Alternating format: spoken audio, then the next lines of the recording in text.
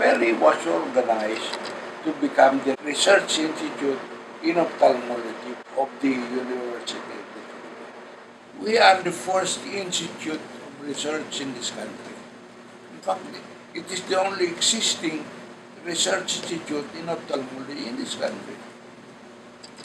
I'm able to do what I can do, what I want to do for the eye problems in this country through the instrumentality of the Philippine Eye Research Institute.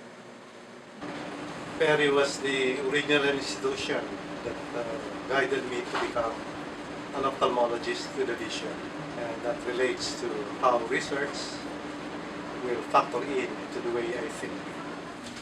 I had very memorable experiences in PERI.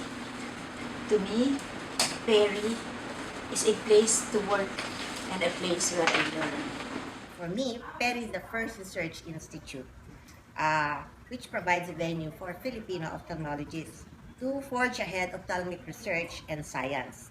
It is dedicated to preserve all the studies that has been done on eye research. My father would be very happy to know that his dream before is now being continued and being sustained under the able supervision of our present researchers. The institute is only as good, this is what my father said, the institute is only as good as the men that run it. PERI is the place where I grew up, maybe not in terms of inches, but in terms of knowledge about research, where I grew up in terms of finding what I want. Okay? Dito ko na-discover talaga kung para saan ba ako. So in a way, lahat ng achievements ko afterwards were due to my experiences at PERI, what I learned at PERI. Okay. I was the chief of ocular pathology several years ago, and PERI has always been like a beacon, a light for people like me who are very interested in research.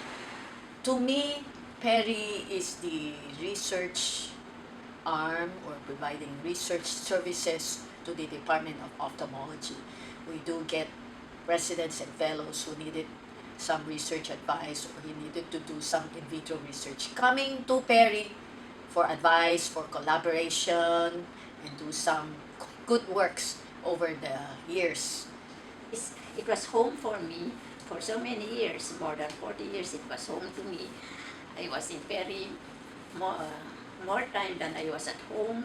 Okay, PERI is a part of my life. Okay. And it is a place to look back to when the rest of the world becomes tiresome.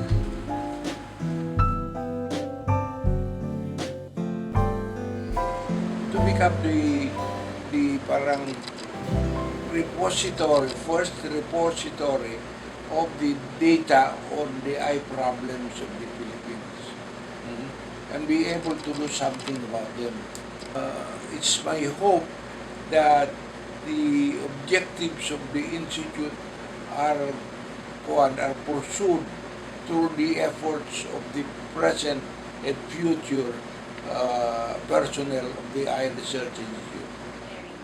Well, everything that I have done while working in the institute as a researcher and even as a director was geared towards making PERI the leader in research not only in the country but in the region.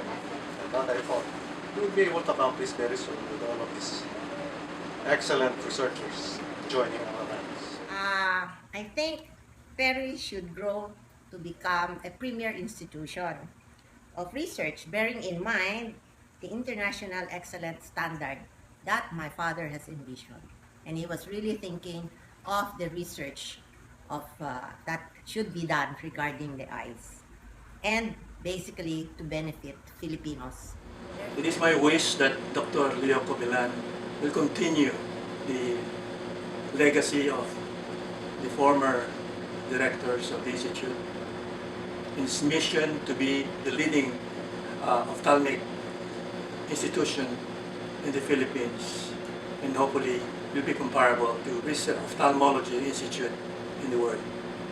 Ever since is for it to become a collaborating center for research, okay, collaborating center with the WHO and other big-time organizations that are involved in eye research. ASEAN will be a good partner for research. And we should remember that we should be adaptable because research is a universal concern. I assumed the directorship of the Institute from 1985 to 1988. And I continued the mission of what was set by my predecessors. The research output of the Institute resulted in the numerous publications of studies.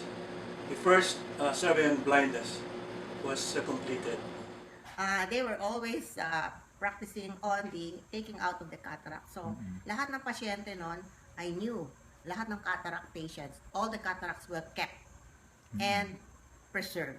And each one was studied, taken pictures of and everything. The other one is when our finding out what caused the Mangyans to be blind in Mindoro. And that was a trip that I knew the first researchers made.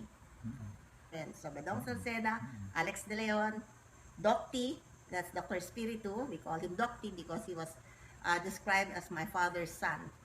Then Mark Focas, if you remember him, is now in Greece. And Dr. Peckson, Joe Peck.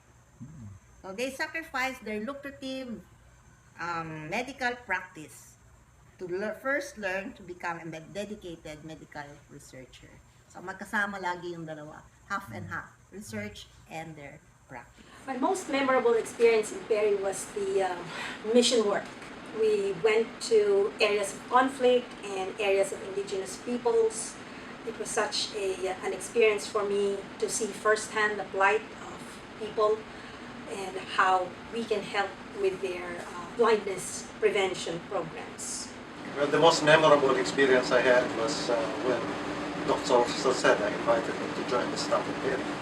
And in the privacy of the director's room, he sort of told me that it's important that we carry on the tradition that our elders have started, especially our national scientist, Leo Campo, and of course himself, who has been a surrogate father to me in ophthalmology. You see, my first degree that I really wanted, my father wanted me to be a doctor, an eye doctor, but I did not go into that. So, and his frustration, ngayon, ginagawa ko, I have now a new degree, and that is DNS, Daughter of National Scientist. I dare any one of you to become one. Ang una, sparring with Dr. Emiliano de Ocampo. What I mean by sparring is that pag may tinanong siya at nasagot mo, di okay lang, ano? Pero pagka meron siyang tanong na hindi mo masagot agad, iimbento ka ng dahilan kung ba't di mo masagot. Ay, hindi ako nakapunta sa library,